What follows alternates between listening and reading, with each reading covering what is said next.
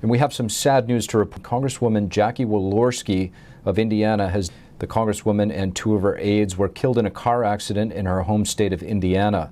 Fellow Indiana Congressman Jim Banks said in a statement that Walorski was one of the greatest public servants he had ever known. United States Representative Jackie Walorski was 58 years old. Renewing efforts to pin down the origins of the pandemic. Senator Rand Paul leads the first congressional on gain-of-function research. NTD's Iris Tao brings us more. Revisiting the issue of how COVID-19 originated, Republican Senator Rand Paul leading the first ever hearing on gain-of-function research, which involves altering viruses to make them more transmissible. The American people deserve to know how this pandemic started and to know if the NIH funded research that may have caused this pandemic. The hearing comes amid intensifying Republican scrutiny on whether a leak from the Wuhan Institute of Virology in China, or WIV, caused the pandemic. And here's Dr. Stephen Quaid with the TASA Therapeutics testifying today. There is no dispositive evidence the pandemic began as a spillover of a natural virus in a market. All evidence is consistent with a laboratory-acquired infection. I do understand this conclusion is not widely held.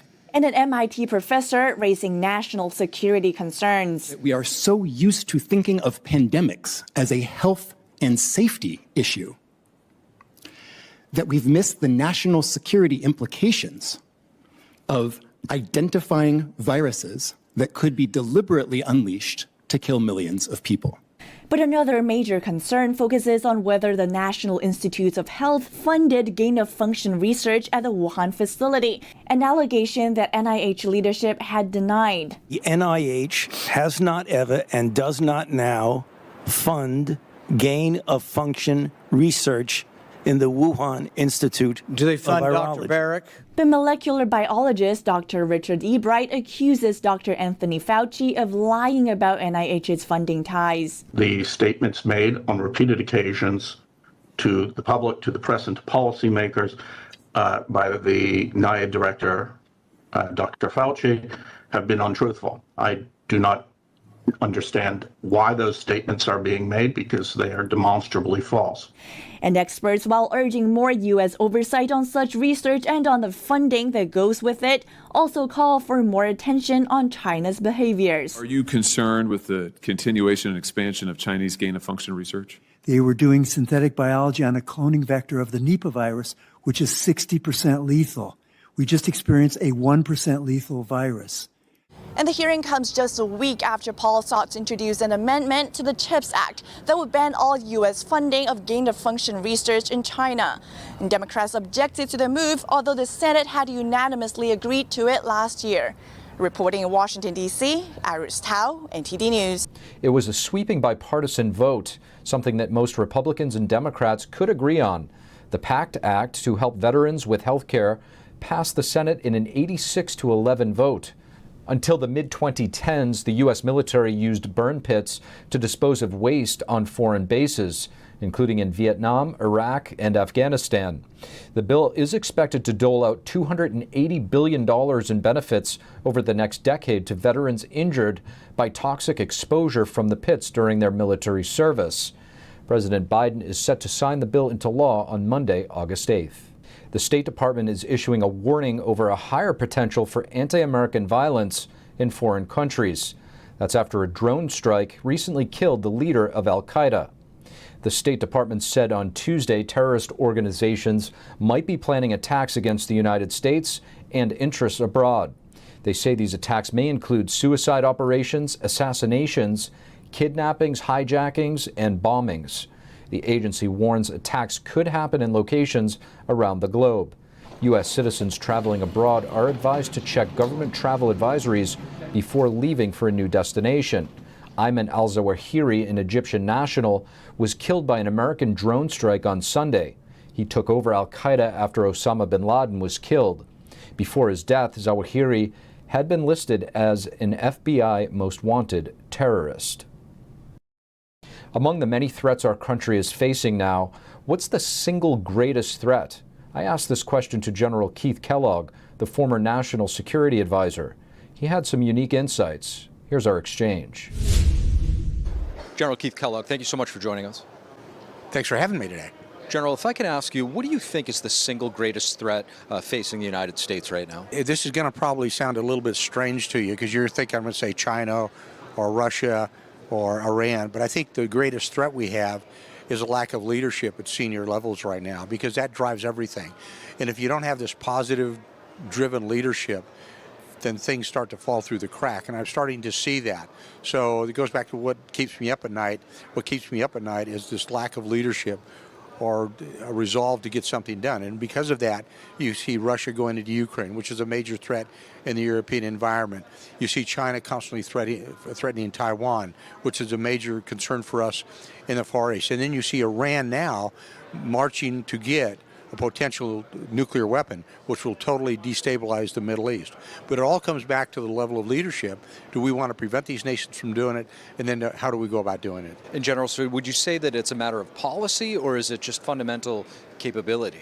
I think it's policy, and it's not, because we have wonderful capabilities within our State Department or in economics or even in the military. What it comes down to is the policies of the administration. You know, when they tell you, for example, let's just use here in the United States, when they tell you, and you have your DHS secretary saying the border is secure, then you're not seeing what's really happening down there, or your definition of secure is significantly different than my definition of secure. So it's all about policy. But again, policy emanates from the Commander-in-Chief, from the President of the United States. And part of a policy is, and I've said this many times before, is doing nothing is in fact a policy. And if you don't want to do anything, which they're doing, then that's the policy. Just don't rock the boat, don't do anything with it. Switching gears a little bit here, I want to ask you about our National Guard. Tens of thousands of National Guardsmen are facing disciplinary action for not being vaccinated. What do you think these types of controversies do to the morale? Yeah, that's a great question. And I think it really does affect morale. It's like a woke policy. And when I say this to people, I said, look, the Army is missing their recruiting goals by tens of thousands, which really we haven't seen in years. And they're missing it not because they say in an economic environment. No, they're missing it because there's a lot of young men and women who've decided, I just don't want to do that, because I don't want to go into a military that is woke or proceeding on things that I don't really believe in. So they're saying, I have options. And one of my options is to not join. And they're voting with their minds and their feet. So you're starting to see that. I think it's going to cause us problems. If the military thinks that they have now are going to fix the recruiting problem in the near term, I don't think they are. It's going to affect the Army.